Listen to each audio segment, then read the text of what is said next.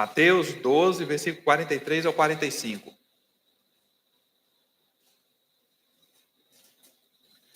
Diz assim a palavra: quando o espírito imundo sai do homem, anda por lugares áridos, procurando repouso. Porém, não encontra. Por isso diz: voltarei para minha casa, de onde saí. E tendo voltado, a encontrar vazia, varrida e ornamentada, então vai e leva consigo outros 7 espíritos, piores do que ele. E entrando, habita ali. E o último estado daquele homem torna-se pior do que o primeiro. Assim também acontecerá a esta geração perversa. Amém. Vamos orar? Nosso Deus, nós agradecemos ao Senhor pela oportunidade que o Senhor nos dá de lermos a Tua palavra. Pela oportunidade que o Senhor nos dá também, ó Deus, de termos experiência com o Teu Espírito através dela. Por isso, em nome do Senhor Jesus, abre o nosso entendimento e o nosso coração. Que a Tua palavra não volte vazia. Que a Tua palavra, Senhor Deus, gere frutos. Que a Tua palavra gere mudança, transformação. Que a Tua palavra nos desafie a ser melhores do que temos sido. Por isso, nos visita, Senhor. Pedimos em nome de Jesus que, enquanto ouvimos a Tua palavra, se há alguma pessoa oprimida ou sobrecarregada, que o Senhor esteja aliviando suas cargas. Que o Senhor repreenda os espíritos malignos que operam em nosso meio, em qualquer vida nesse lugar. Que o Senhor esteja, ó Deus, operando e mandando os Teus anjos para manifestarem a Tua graça também dentro dos nossos lares, na vida das pessoas que ficaram em casa. Que o Senhor visite também as pessoas que estão nos acompanhando através da internet. Que haja um mover do Teu Espírito na nossa vida. Que o Senhor, Deus, através da Tua palavra, opere milagres extraordinários. E o principal é a da conversão. Por isso, nos converte e nos transforma pelo poder do Teu Espírito e da Tua palavra. Amém. O livro de Lucas tem também um relato dessa palavra de Jesus. E ele, no versículo 25, diz assim: e tendo voltado, a encontrar varrida e ornamentada. No caso de Mateus, ele coloca um complemento, que é vazia, varrida e ornamentada. E eu escolhi justamente esse, porque a gente vai trabalhar um pouco esse aspecto aqui do vazio. É interessante nós observarmos, essa semana eu estava lendo esse texto, e quando estava fazendo a leitura, eu fiquei pensando, será possível que tem como um crente, uma pessoa que está com a casa varrida e ornamentada dentro da igreja, mas que está vazia, tem como alguém assim acabar estando nessa mesma condição de casa vazia? E a outra pergunta que eu fiquei me fazendo foi a seguinte: será que tem como essa pessoa que está na igreja sem se converter, que não muda de vida, entrar mais 7 espíritos piores do que o que saiu, e a pessoa ficar dentro da igreja pior do que era quando estava no mundo? Essas as coisas que eu gostaria que nós pensássemos. E eu usei muito os exemplos dos fariseus. Gente religiosa, dentro do ambiente eclesiástico, mas que não se converteram.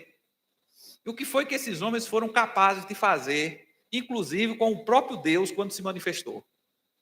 Nós vamos, então, pensar um pouco a respeito desse tema relacionado à conversão. O perigo de uma falsa conversão é o tema que eu gostaria que nós pensássemos nessa manhã. Justamente em Mateus capítulo 12, verso 43 ao 45. Primeira coisa que eu gostaria que nós pensássemos são os termos varrido e ornamentado. O que é que eles podem significar?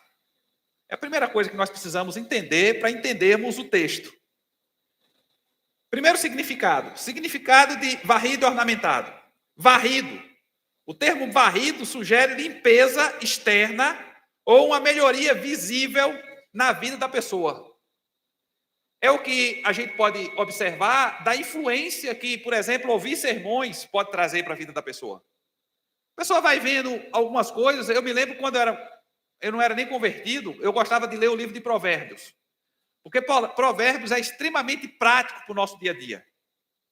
Não fique muito tempo na casa visitando a casa de alguém, porque você vai acabar gerando problemas. Vai acabar irritando a pessoa. Foi uma das coisas que eu peguei do livro de Provérbios e começava a praticar.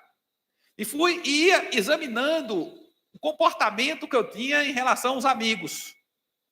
Como era o convívio com eles à luz de Provérbios. Eu ia lendo Provérbios, examinando a minha vida e, de certa forma, consertando algumas coisas. Varrendo a casa, melhorando a imagem. E esse é um aspecto que a religião às vezes traz. A religião vai ensinando certos comportamentos, vai dando à pessoa a oportunidade de melhorar em algumas áreas. De vez em quando você ouve sermões, por exemplo, sobre família, e aí você pode melhorar alguns aspectos no seu papel dentro da sua casa, e você vai varrendo a casa. Mas se o Espírito não habita, se você não deixa Deus controlar a sua vida, você só varreu a casa. Melhorou um pouco, deu uma limpada, né? Recebeu umas orações. Eu me lembro de um amigo meu, ele era filho da mulher que costurava para a mãe. E ele tinha um vício terrível em bebida. E manifestava nele Zé Pilintra. E eu me lembro que todas as vezes que eu chegava de férias de Salvador, a mãe dele me chamava. E eu orava por ele. Repreendia os demônios. E aí, 6 meses depois, eu chegava lá. E ele estava pior. E uma vez eu cheguei e ele estava parecendo um saco de osso no chão. Deitado no chão, parecendo um saco de osso. Uma vez ele estava dormindo no meio da rua. A casa dele estava... Era uma calçada perto da casa da mãe. Dormindo no meio da rua. E a mãe dele me chamou. Eu fui lá orar. E como meu primo não acreditava em demônio, eu chamei ele também. E ele foi junto. E aí, então, eu disse, vamos impor a mão sobre ele para orar. E botei meu primo, que era descrente, para fazer isso. E na hora que eu comecei a orar, meu primo puxou a mão. Quando puxou a mão, ele olhou para o meu primo e disse, por que você puxou a mão? Traz sua mão para cá. E segurou na mão dele. E ele disse que correu para trás de mim, puxou a mão e ficou atrás de mim, porque se o demônio viesse, saísse dele, quisesse entrar nele, né, eu estava no meio, entre um e outro. Mas aí é o aspecto, eu orava pelo indivíduo e ele, 6 meses depois, estava pior. E aí, nesse dia, eu olhei para ele e vi um saco de osso no chão. E eu disse para ela, eu disse, olha, aqui não tem mais condição de eu ficar orando por ele, porque toda vez que eu oro, eu expulso e os capetas voltam pior. E aí, você vai ter que fazer o seguinte, você vai ter que se converter e você vai ter que ficar orando por ele e vai levar ele para a igreja, porque desse jeito aqui não dá para me fazer mais não. E ela ficou assim assustada, uma pessoa crente se recusando a orar por uma pessoa que está endemoniada. Foi isso que eu fiz, porque ele estava ficando pior cada dia. E esse é um aspecto que a gente precisa observar. Esse varrer da casa, esse limpar da presença espiritual pode trazer consequências sobre as vidas das pessoas. E é isso que acontece no texto. O varrido aqui, então, é justamente esse ato de limpar, de organizar de alguma coisa, de alguma forma. O ornamentado, esse termo indica que a casa está em ordem e parece arrumada e decorada. Então, quando a pessoa consegue manter uma rotina saudável no dia a dia. Vai aprendendo como ser pai, vai aprendendo como ser filho, vai aprendendo como ser marido, vai aprendendo como ser esposa, vai aprendendo o papel, a responsabilidade, vai se tornando um funcionário melhor, mas não assume o compromisso com Jesus. São apenas as melhorias que vão enfeitando, que vão dando beleza para a vida da pessoa. Mas essa casa ainda não está sendo habitada. Ela está vazia. É essa a condição. Varrida e ornamentada. Uma casa que deu uma melhorada por causa da religião, mas o Espírito de Deus não vive ainda dentro dessa casa. A pessoa ainda não aceitou a Jesus como Senhor e como Salvador da sua vida. E aí nós temos o perigo da falsa conversão, que é quando a pessoa, ele resolve se tornar parte da religião e não aceita Jesus. Ele até levanta a mão e vai lá na frente, recebe uma oração, mas Jesus não faz nenhuma diferença na vida dele. E o indivíduo vai criando vínculos com a religião, vai aumentando o vínculo com a religião, arrumando cargos, ganhando o hábito de ir e voltar da igreja constantemente, mas não assume Jesus como Senhor e Salvador de sua vida. E essa realidade vai crescendo. E era a realidade dos fariseus, porque eram homens extremamente comprometidos com a religião e com os hábitos religiosos, mas eles não tinham compromisso com Jesus. E não tinham compromisso com Deus. Eles ensinavam a lei, mas não tinham compromisso com ela. Eles criavam formas e chamada tradição dos anciãos, justamente regras que iam implementando a lei, iam dificultando ainda mais a prática da lei, tornando mais rigorosa a prática da lei. Mas eles mesmos não tinham compromisso com Deus, apesar dos hábitos religiosos que foram adquirindo. E é para essa geração, para esses indivíduos que Jesus está dizendo aqui, que essa geração, provavelmente quando o Senhor saísse, eles iam se tornar 7 vezes piores, por conta dessa falta de compromisso com Deus e com o seu reino. E aí o perigo dessa falsa conversão, uma aparência sem a realidade espiritual. É apenas o adquirir hábitos religiosos, mas a realidade espiritual, de conversão, de mudança de vida, de mudança interna, não aconteceu. E a pessoa vai ficando na igreja. E aí as pessoas vão olhando para ela, dizendo assim, não, é só um crente problemático, é só um crente sem freio na língua, é só um crente que tem problemas morais com relação a dinheiro, é só um indivíduo que tem um hábito, é uma pessoa boa, mas tem um hábito de pegar emprestado e não devolve nada. É alguém bom, mas todo mundo tem seu defeito, então o indivíduo é avarento, mas é uma pessoa boa. E aí o que nós vamos observando é que nós vamos, de certa forma, raliando o evangelho para incluir o indivíduo no céu. Mas ele mesmo não está incluso, porque nunca converteu-se, nunca mudou de vida, o caráter continua o mesmo, o amor ao dinheiro, a vaidade, as coisas do mundo continuam se manifestando. Você lembra do texto que vai falando a respeito dos terrenos? O solo rochoso, né? O solo pedregoso. Aí você tem a semente que é lançada à beira do caminho, vai Satanás e pega. Aí o outro terreno é o terreno que tem pedra embaixo, logo cresce com alegria, mas não tem raiz em si mesmo e seca. E às vezes a gente fica achando que essas pessoas que representam esses tipos de solo são convertidas, quando na verdade nunca foram convertidas. Porque o convertido gera fruto a 30, a 60 e a 100. Gera fruto. Há uma mudança de vida, há uma mudança de valores, há uma mudança de caráter. E se isso não acontece, é de se questionar se a pessoa realmente teve uma experiência com Deus. Porque a experiência com Deus, ela é sempre transformadora. É o caso de Zaqueu, que Jesus sai daquela casa, um homem avarento, conhecido pela sua avareza, e que naquele dia, no ato da sua conversão, a primeira coisa que ele faz é se desprender do dinheiro. E Jesus olha para o fruto e diz, hoje houve salvação nessa casa.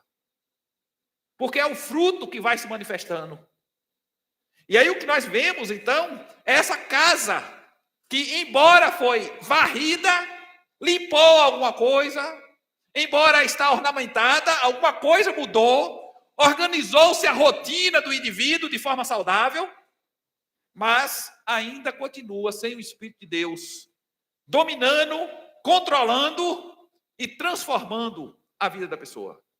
Essa ornamentação e essa limpeza não é fruto da presença do Espírito de Deus na vida da pessoa. E a pessoa vai vivendo essa vida espiritualmente morta, mas cheia de religião. E é o que nós encontramos nos fariseus. É interessante também que essa religião é uma religião sem relacionamento com Cristo. É apenas o ato de bom senso que o indivíduo tem.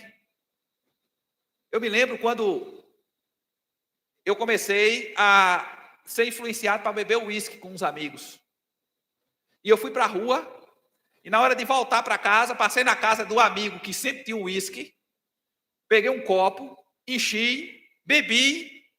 Na hora que fui abrir a porta da casa de meus pais, eu estava de fogo. E eu pensei comigo, não bebo mais.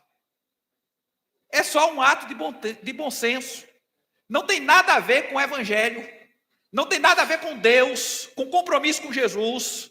É só um ato de bom senso. E às vezes nós temos um comportamento assim. A gente vai ganhando bom senso, mas isso não significa que o Espírito de Deus agora habita em nós, nos guia. É o fator motivador da nossa religiosidade, das nossas orações, da nossa vida com Deus. E nós ficamos sem ter vida com Deus, mas achando que estamos fazendo grande coisa, porque há algumas mudanças na nossa vida.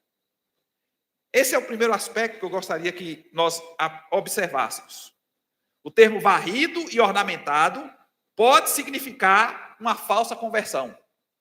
E você está na igreja, achando que está salvo, porque mudou algumas coisas na sua vida, mas você não tem compromisso nenhum com Jesus.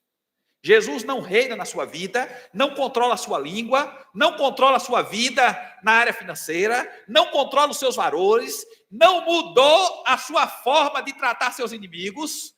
Aquelas pessoas que você tinha rancor, você continua tendo, você continua doente emocionalmente, continua doente espiritualmente, continua vivendo a vida adoecida em algumas áreas da vida, e aquelas áreas são as áreas que você disse assim para Deus, ninguém mexe nessa área.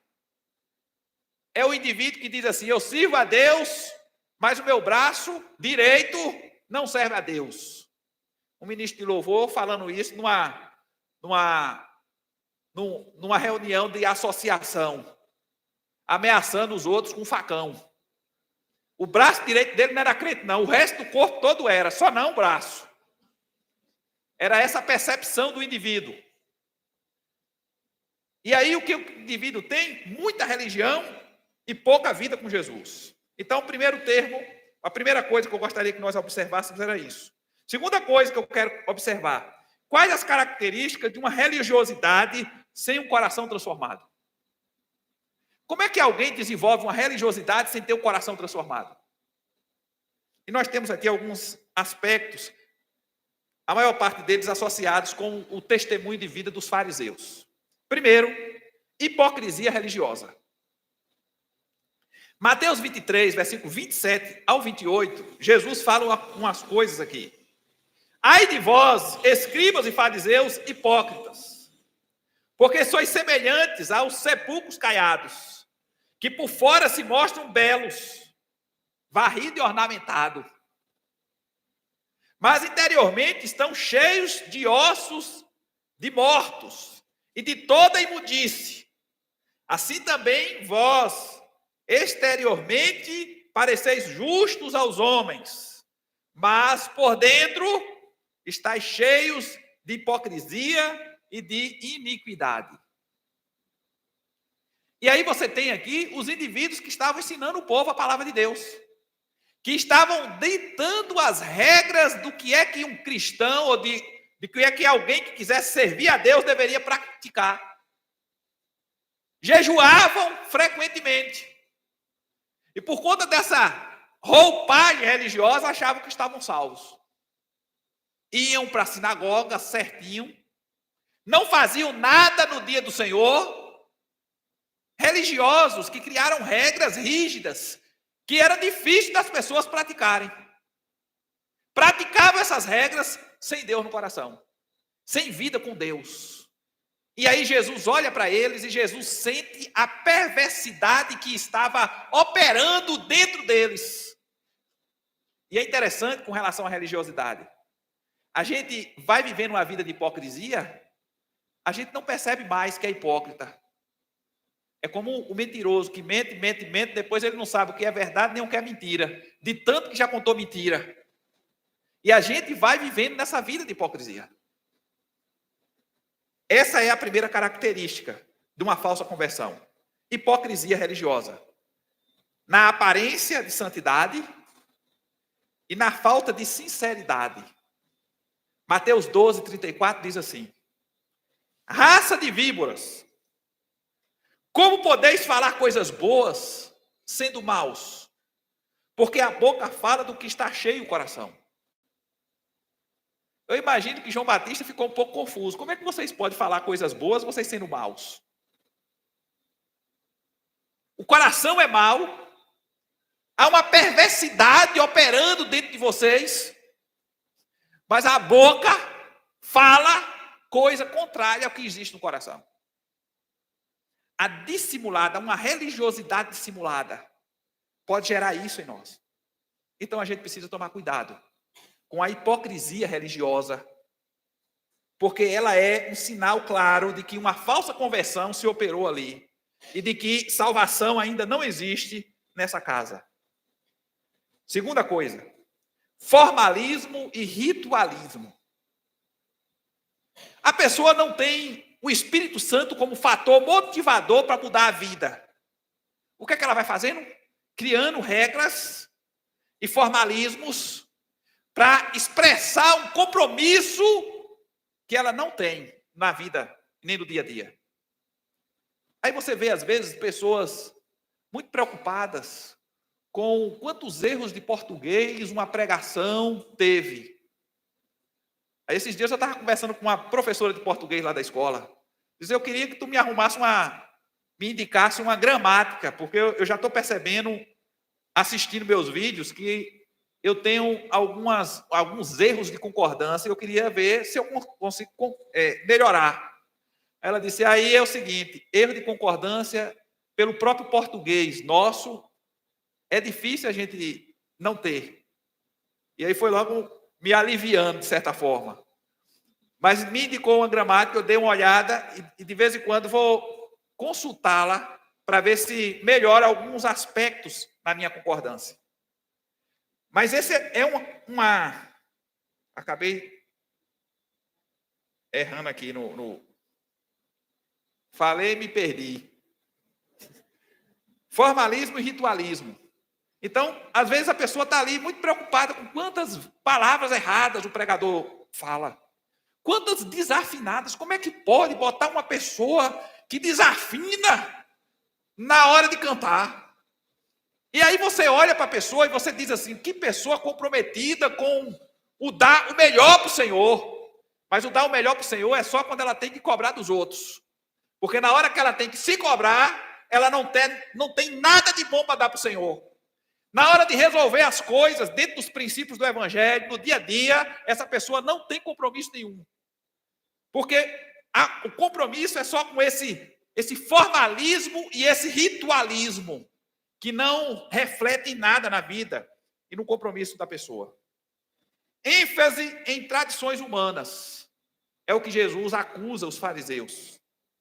Mateus 15, versículos 6 ao 9, ele diz assim: esse jamais honra o seu pai ou a sua mãe, e assim invalidaste a palavra de Deus por causa da vossa tradição.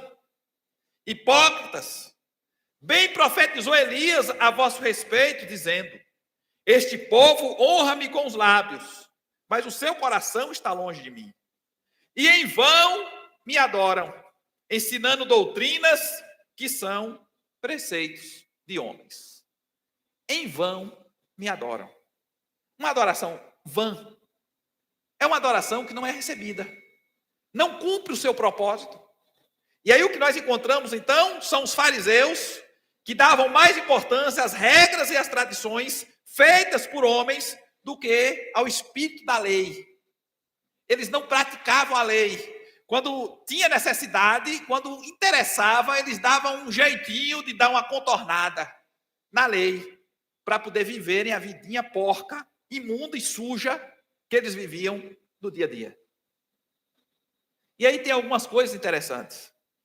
Os fariseus diziam que você não pode acender e nem apagar uma lâmpada no dia de sábado. Então, eles tinham que acender a lâmpada antes das 6 horas de sexta e botar óleo nela para ela durar até as 6 horas do outro dia. Mas existiam algumas pessoas que vendiam serviços no dia de sábado. Eram aqueles judeus que não praticavam a lei no sábado, não guardavam o sábado. E aí um fariseu muito piedoso, que não podia fazer o serviço no sábado, o que era que ele fazia? Contratava uma pessoa para fazer o serviço que ele não podia fazer. E aí lá estava o fariseu, dizendo, não, você não pode trabalhar no sábado. Mas tinha alguém trabalhando no sábado para ele, para poder cobrir o dia que ele não podia trabalhar. E era dessa forma que esses indivíduos iam driblando. Aí outro dia eu ouvi, acho que foi Augusto Nicodemos, pregando sobre o dia de domingo, a guarda do dia de domingo. Aí alguém disse assim, mas a gente tinha que ser severo no dia de domingo. Ele disse, a gente não pode ser severo no dia de domingo, senão nas grandes capitais a gente vai ter que fechar as igrejas no dia de domingo. Porque no dia de domingo alguém vai precisar do transporte público para ir para a igreja. E aí, se você for extremamente inflexível no dia de domingo, você não vai poder ser transportado. Só quem tem carro vai ter que ir para a igreja. E aí, estava dando orientação sobre isso. Mas os fariseus são dessa linha, né? Dão um jeitinho para driblar a lei, mas ela é sempre severa. E a disciplina é sempre severa com quem não pratica. ênfase em tradições humanas. Segunda coisa, desse formalismo e ritualismo. Religião sem vida espiritual. Marcos capítulo 8, verso 36 diz assim: pois que adianta o homem ganhar o mundo inteiro e perder a sua alma? O que é que adianta ter uma religião sem espiritualidade? O que é que adianta alguém gastar tempo indo para uma igreja, fazendo-se membro dessa igreja, ouvindo sermões que ele não vai praticar nunca? O que é que adianta o indivíduo ler a Bíblia, ainda que leia 1000 vezes a Bíblia, para depois chegar para o mundo e dizer assim, eu li 1000 vezes a Bíblia, mas não pratica nada. Está tão perdido quando começou, quando começou a ler a Bíblia pela primeira vez. O que é que adianta ter conhecimentos teológicos avançados? Hoje pela manhã eu sonhei que estava num lugar que eu estava dando aula para um pessoal, que o pessoal sabia teologia avançada. Aí levantou um e começou a fazer questionamentos sobre a volta de Cristo, questionamentos extremamente inteligentes. E eu fui fazendo perguntas para ir conduzindo a pessoa no conhecimento. E aí fui observando, né, o sonho. Quanta gente cheia de teologia. E às vezes é cheia de teologia e é só isso, porque não tem conhecimento de Deus. E aí o que você tem é religião sem vida espiritual. A gente precisa tomar cuidado com isso. Se a sua religiosidade não está mudando nada na sua vida, se a sua religiosidade não está fazendo de você uma pessoa melhor, se você já tem 30 anos de igreja, está tão ruim quando era antes, dentro de casa, com pessoas. Tem uma coisa interessante com gente ruim. Gente ruim gosta de fazer perversidade com criança. Há conversa que não gosta de criança, mas gosta de fazer porque não são pessoas que ainda estão numa fase da vida que não tem como reagir, não tem maturidade para dar resposta. E aí a pessoa então usa perversidade. Continua tão perverso quanto era antes. Então você está perdendo tempo. Não precisa mais nem ir para a igreja. Você está perdendo tempo com religião se a sua religiosidade não leva você ao desenvolvimento da espiritualidade. E é esse o grande desafio. E os fariseus eram assim. Formalismo e ritualismo. É outro aspecto, então, dessa falsa conversão. Orgulho e autossuficiência. E aí nós temos Lucas 18:11. Nos ensinando sobre a justiça própria dos fariseus. O fariseu, em pé, orava consigo mesmo dessa forma: ó Deus, graças te dou, porque não sou como os demais homens, roubadores, injustos e adúlteros, nem ainda como este publicano. Aí o que nós encontramos aqui é uma justiça própria. De certa forma, tirando a capacidade de percepção da pessoa. E é interessante nós observarmos algumas coisas. Quando você vai crescendo em maturidade, o seu discernimento de você vai aumentando. Você vai conseguindo discernir coisas em você que você não discernia quando era criança. Você fazia certas coisas quando era criança e você não percebia que estava errado. Mas à medida que você vai se tornando adulto, você vai fazendo coisas e você vai percebendo que está errado. Aqueles que querem consertar, consertam. Aqueles que não querem consertar vão, de certa forma, disfarçando melhor as formas erradas que fazem. Aí, por exemplo, tem algumas pessoas que uma das formas de disfarçar, quando mente, por exemplo, é botar a mão na boca. Aí a pessoa começa a perceber, quando é pequeno, que está botando a mão na boca para esconder a boca. É um ato de vergonha quando a pessoa vai mentir. Então, o que é que a pessoa faz? A pessoa começa a passar a mão na cabeça quando mente. Dá uns tique nervoso, porque ele disfarça, mas ele dá um tique nervoso. Outro dia eu fui conversar com um rapaz, foi me dar uma informação sobre os produtos, e às vezes, quando ele ia me dar informação, ele dava um tique nervoso no olho. E eu olhava e dizia assim, está mentindo. O tique nervoso, né? Às vezes, o tique nervoso é o ombro. Se você já leu algum livro sobre essas expressões que a pessoa não pensa, você vai ver, às vezes o tique nervoso é o ombro. A pessoa mente e o tique nervoso no ombro. E aí você descobre que a pessoa está, na verdade, tentando disfarçar, mas o corpo dela está dizendo. Outra coisa interessante, a pessoa fala uma coisa positiva fazendo assim. Você foi para tal lugar, fulano? Fui. Aí a cabeça dele está dizendo que não foi, o corpo dele está dizendo que não foi, mas a boca está falando o contrário.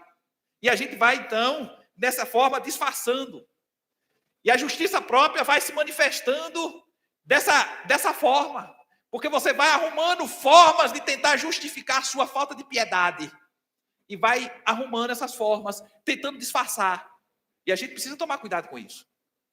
Porque você vira um hipócrita no seu dia a dia. Assim como o outro, que busca subterfúgio, o corpo vai buscando subterfúgios, às vezes o religioso busca os seus subterfúgios para tentar disfarçar uma coisa que não existe no coração. E aí é a justiça própria. É o dízimo que a pessoa entrega, é o fato da pessoa ir direitinho para a igreja. Não, eu tenho um compromisso com Deus, porque eu não falto nenhum culto na igreja. Eu tenho um compromisso com Deus, porque eu faço orações de tal horas. Eu tenho os meus momentos de orações são cumpridos à risca. Por isso eu tenho um compromisso com Deus. Mas a vida continua imunda. A mente continua ruim. O comportamento continua perverso. Então a gente precisa tomar cuidado com essas coisas, porque vão denunciando. E no caso dos fariseus, é justamente essa capacidade de exaltar suas qualidades. E o que Jesus diz é que esses homens aqui eram hipócritas. Olha a oração que o indivíduo está fazendo diante de Deus. Depois nós temos o desprezo pelos outros, como uma dessas características da manifestação do orgulho e da autossuficiência. Porque o indivíduo olha para um outro que está se quebrantando diante de Deus, e ao invés de olhar para o outro se quebrantando e dizer assim, eu preciso agir dessa forma. Ele olha para o indivíduo e diz assim, nem sou como esse publicano aqui do meu lado. Chorando desse jeito, de forma desavergonhada, no culto. E, na verdade, o indivíduo estava se quebrantando da forma como o indivíduo orgulhoso deveria estar. E aí o que nós encontramos, então, é esse orgulho sendo manifestado em forma de desprezo pelo outro. É o sentimento de desprezo por alguém que pisou na bola na fé, que deu um deslize, e o indivíduo então se comporta como se ele nunca deslizasse. E esse é um negócio interessante, porque às vezes esse comportamento, a pessoa vai atraindo para si juízo de Deus. E o caminho dela de passar pela vergonha do outro está chegando. E ele ainda não sabe. Então nós precisamos, ao ver alguém que tropeçou, a gente precisa olhar para o outro e dizer assim: eu poderia estar nessa mesma situação. E isso vai gerar em você um coração misericordioso. Porque esse coração perverso que tinha os fariseus, de querer aprimorar a lei e a aplicação da disciplina de uma forma extremamente dura sobre quem caía, é uma demonstração de falta de conversão. Pois todos os que se exaltam serão humilhados, diz Lucas no capítulo 18, versículo 14. E os que se humilham serão exaltados. A nossa fé deve nos conduzir a uma vida de humilhação diante de Deus. Então não se compare com ninguém que está à sua volta, porque todo mundo tem pecado e todo mundo tem defeito. Não se compare com ninguém. Se você quer se comparar com alguém, você tem que se comparar com aquele que é a nossa referência. Jesus é a nossa referência. E diante dessa referência, todo mundo tem defeito, todo mundo tem limitações e todo mundo tem alguma área da vida para consertar. E é assim que a gente deve viver a nossa vida. Mas a falsa conversão gera esse orgulho e esse sentimento de autossuficiência que gera na pessoa esse afastamento de Deus. Falta de amor e de misericórdia é outro aspecto da religiosidade dos fariseus. E aí nós temos Mateus capítulo 23, verso 23, nos falando a respeito da ausência de compaixão. Ai de vós, escribas e fariseus hipócritas, porque dai o dízimo da hortelã, do endro e do cominho, e desprezais o mais importante da lei, a justiça, a misericórdia e a fé. Eles estavam mais preocupados com as questões menores de observância religiosa do que com o amor ao próximo. E é essa a realidade de quem tem uma falsa conversão. Essa falta de amor e misericórdia sendo manifestada nessa ausência de compaixão. Depois nós temos outra característica, que é a dureza de coração, que é uma expressão dessa falta de amor e misericórdia. Mateus 9, 13 diz assim: ide, porém, e aprendei o que significa misericórdia quero e não sacrifício. Dureza de coração. Questionavam, por exemplo, se Jesus podia estar convivendo com publicanos e pecadores, porque, afinal de contas, alguém que se prezasse na vida religiosa daquela época não podia entrar numa casa de publicano e pecador, não podia comer com publicano e pecador, não podia conviver com publicano e pecador. E Jesus fazia isso tudo. E às vezes saía da casa de um publicano e pecador e ia para a casa de um fariseu. E às vezes saía da casa de um fariseu e ia para a casa do publicano e pecador. Para ele entrar numa casa na outra, estava entrando na casa de pecadores. Mas o que a gente encontra aqui é justamente essa dureza de coração, de tratar as pessoas que são consideradas espiritualmente inferiores com dureza. E nós encontramos, então, essa falta de conversão sendo manifestada dessa forma. Falta de amor e de misericórdia. Espiritualidade vazia e sem poder. É outro aspecto interessante. Poder para perdoar pessoas. Você sabe que, às vezes, a gente precisa de poder espiritual para fazer isso? A falta de poder espiritual vai sendo manifestada. E aí, uma casa vazia, sem a presença do Espírito Santo, não tem poder para vencer pecado. Não tem poder para vencer o mal. Não tem poder para perdoar. Não tem poder para viver o Evangelho. E, às vezes, é essa falta de poder que é demonstrada nessa casa vazia, que está arrumada e ornamentada, que limpou-se de alguma forma, mas falta poder espiritual para viver o Evangelho. E essa falta de poder é uma denúncia de que o Espírito Santo ainda não faz morada nessa casa. E aqui nós temos, então, algumas aplicações. Primeiro, no que se refere ao termo vazio. Mateus, capítulo 12, verso 45, descreve a casa, que é a vida da pessoa, como varrida e ornamentada, mas vazia. Religiosidade sem poder, que não produz frutos espiritualmente duradouros. É só aquela casa que demonstra uma coisa por algum tempo e depois essa espiritualidade some.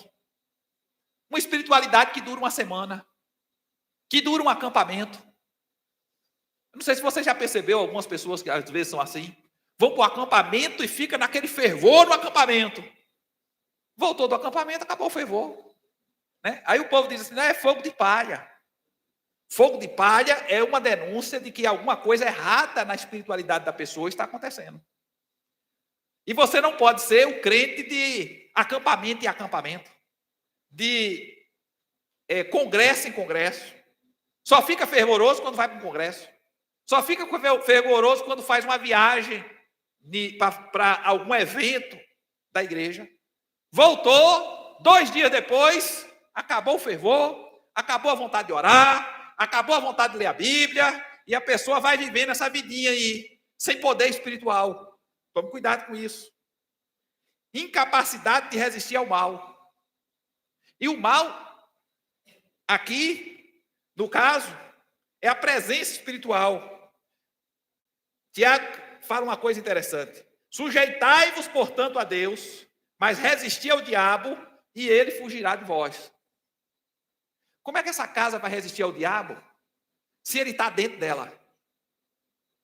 E como é que essa casa vai resistir ao diabo se ele deu uma saída e voltou com 7 piores? A pessoa vai cada vez mais ficando pior. Vai se tornando uma pessoa cada vez mais que vai passando o tempo dentro da igreja, vai ficando pior, vai ficando mais ruim, mais perversa, mais sem amor, mais sem quebrantamento. Porque os 7 piores vão entrando. E aí o que você vai tendo é uma piora. E aí a pessoa está dentro da igreja, 30 anos dentro da igreja, ficou pior do que quando era mais novo. 30, 40, vai ficando pior do que quando era mais novo. Por quê? Porque não tem conversão. E a espiritualidade vai deixando, essa espiritualidade sem Deus vai deixando a pessoa pior. E o que nós encontramos aqui é justamente isso, essa incapacidade de resistir ao mal. Mas sabe o que é que a pessoa vai adquirindo? A capacidade de esconder o que anda fazendo de errado.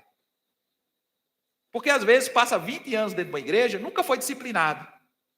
Aí alguém que conhece no dia a dia diz assim, mas como é que aquela pessoa pode dizer que é crente? Como é que aquela igreja nunca disciplinou? Porque a pessoa esconde. Eu me lembro de um pastor que caiu, quando ele confessou a queda, aí ele disse assim, que os amigos disseram, não assuma publicamente não, nós vamos tratar aqui. Ele disse, não, eu quero que trate publicamente. E aí, assumiu publicamente. E alguns, então, recriminaram ele, você é besta. Você é besta de assumir uma coisa que fez publicamente para ser tratado. E aí o que nós encontramos é justamente isso. A capacidade de ir escondendo as perversidades do coração e de ir camuflando e de ir, de certa forma, criando formas de iludir quem está em volta. Porque não tem poder para vencer o mal. A falta de poder para vencer o pecado faz o indivíduo criar formas de camuflar. É o que você vê nos fariseus. Esses indivíduos criaram leis, rituais, para camuflar a falta de espiritualidade. Mas a perversidade estava ali. A perversidade do coração estava ali a plenos pulmões. A ponto de João Batista ficar meio confuso. Como é que vocês podem falar coisas boas sendo maus? Percebendo a perversidade do coração. Mas as palavras bonitas, a elegância no falar, né? A forma agradável de falar.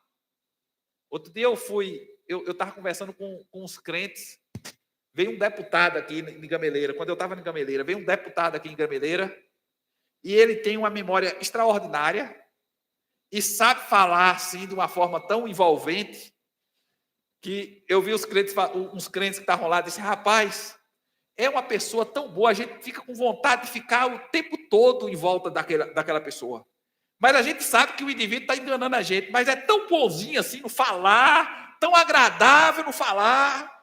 Quer dizer, o indivíduo está enganando, mas ele é tão carismático e agradável que está ali. E é assim que gente religiosa se torna habilidosa para esconder as maldades da alma. Maldades que não foram tratadas, que não são vencidas. A agradabilidade, a educação vão, de certa forma, camuflando. Mas Deus vê. Então trate com essas coisas. Deus enxerga essas coisas. Jesus, muitas vezes, estava conversando com os fariseus, né? E eles faziam perguntas, parecia que estavam preocupados com a lei, com os propósitos da lei. Jesus, sabendo o que estava no coração, ia lá e confrontava. E é assim que nós precisamos entender. Deus sabe o que está no nosso coração. Então a gente tem que se quebrantar diante dele. A gente tem que fugir dessa atitude perversa e a gente tem que descobrir uma coisa sobre conversão. Conversão é um ato que leva a pessoa a tratar o pecado como pecado. Que leva a pessoa a tratar suas esquisitices da alma diante de Deus. Então, comece a fazer isso. Para que você não seja alvo de uma falsa conversão. E dessa dureza de coração, dessa incapacidade de se libertar do mal por falta de poder espiritual. Porque o Espírito não está controlando e abençoando sua vida. Por último, preocupação excessiva com aparência. É claro, se o meu interior está podre, eu tenho que cuidar da aparência. É o sepulcro caiado. Está tudo podre lá. Alguém vai pegar as podridões de dentro do sepulcro, vai botar em cima do sepulcro? Quem é que vai querer ir visitar esse sepulcro? Quem é que vai querer estar perto desse sepulcro? Então, o que é que se faz? Bota as coisas que estão podres dentro do sepulcro, fecha para ninguém ver, bota uma foto da pessoa em cima, para quando você chegar lá, você não tem uma imagem do que está dentro, você tem uma imagem do que a pessoa era antes de estar do jeito que ela está ali. E segue em frente. O que nós encontramos aqui é uma denúncia que Jesus faz constantemente. Mateus 6:1 diz assim: guardai-vos de fazer a vossa esmola diante dos homens, para serem vistos por eles. Do contrário, não tereis recompensa junto do vosso Pai, que está nos céus. Buscar a aprovação de homens. Quem vive de aparência, às vezes, busca a aprovação de homens. E nós precisamos tomar cuidado. Aí fazemos a oração para a aprovação de homens. Aí fazemos a pregação para a aprovação de homens. Aí vivemos em função da aprovação de homens. E aí nós viramos o crente chuchu. Aí você está no meio dos descrentes, você é descrente. Você está no meio dos crentes, você é crente. Você está no meio do pentecostal, você vira pentecostal. Mas se você estiver no meio tradicional, você também vira tradicional. E aí você fica assim, o crente chuchu, vai ganhando o gosto do lugar, de onde você estiver. Porque você não tem uma referência de gosto. Você não tem uma referência do que deve ser de conduta e você não tem uma firmeza na doutrina. Então, nós precisamos tomar cuidado com isso. Essa necessidade de ter aprovação humana é um problema sério. E gente que tem falsa conversão tem essa necessidade. Medo de perder status. João capítulo 12, versículo 42 e 43 diz assim: contudo, muitos dentre as próprias autoridades creram nele, mas por causa dos fariseus não confessavam, para não serem expulsos da sinagoga, porque amaram mais a glória dos homens do que a glória de Deus. Então, aqui eles tinham um probleminha. Eles creram, mas eles disseram, nós não vamos confessar, porque senão vão expulsar a gente da sinagoga. Eles não entenderam que vida com Deus e sinagoga não era compatível. Em outras palavras, era isso que acontecia ali. Ou você fica com Jesus e é seguidor de Jesus, ou você é o cidadão da sinagoga. E aí o que eles faziam? Eles queriam as duas coisas. Então não podiam confessar Jesus, senão os fariseus os expulsavam da sinagoga. E às vezes a gente fica assim, querendo servir a dois senhores, querendo ficar em cima do muro. Eu vou ficar aqui em cima do muro para adquirir o benefício das duas coisas. Eu vou adquirir os benefícios do mundo e eu vou adquirir os benefícios da fé. Não existe compatibilidade. Então você tem que escolher uma das coisas. Porque você está apenas se enganando quando você resolve ficar em cima do muro. A fé é para definir o nosso comportamento. É para definir a nossa história. É para definir quem nós somos e quem seremos nessa vida. Qual é o nosso comportamento nesse lugar que nós estamos? A fé vai definir como eu me comporto dentro da igreja, mas vai definir como eu me comporto dentro da minha casa. Vai definir como eu me comporto no trabalho. Vai definir como eu me comporto com relação às pessoas que me feriram. É a fé que deve definir isso. E quando nós achamos que a nossa fé deve definir algumas coisas que nos é conveniente, e há outras coisas que não são convenientes para nós, a gente pode definir em outros princípios, nós estamos com a falsa conversão. E nós precisamos tomar cuidado com isso, porque nós ficamos nos enganando com religiosidade falsa e vamos caminhando para o inferno, como os fariseus. Se eu perguntar para você se você acredita que esses fariseus que perseguiam Jesus eram convertidos, duvido que alguém aqui diga que é. Se eu perguntar para você se algum desses fariseus que levavam a sério a lei, mas que não queriam compromisso com Jesus, se esses indivíduos eram salvos, duvido que alguém aqui diga que eram. Mas às vezes nós queremos adotar o comportamento desses fariseus em algumas áreas da nossa vida e achamos que isso faz de nós pessoas salvas, com uma conversão real. E nós precisamos tomar cuidado com isso, porque não faz de nós pessoas salvas, mas são características que demonstram que nós somos vítimas de uma falsa conversão.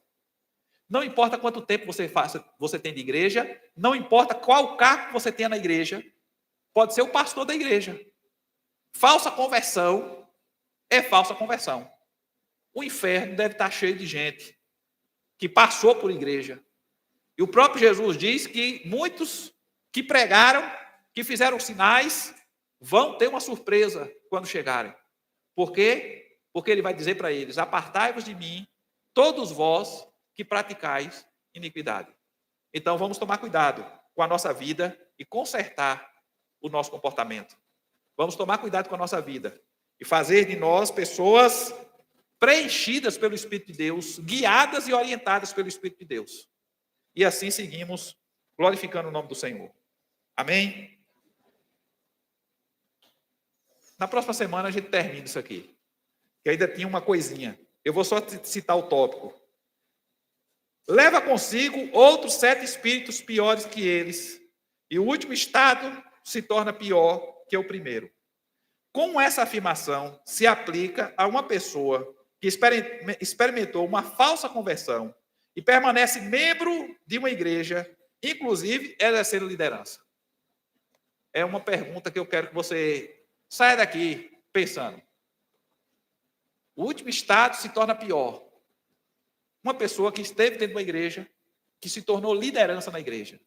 Como é que é a influência dessa pessoa? Como é que é o comportamento dessa pessoa?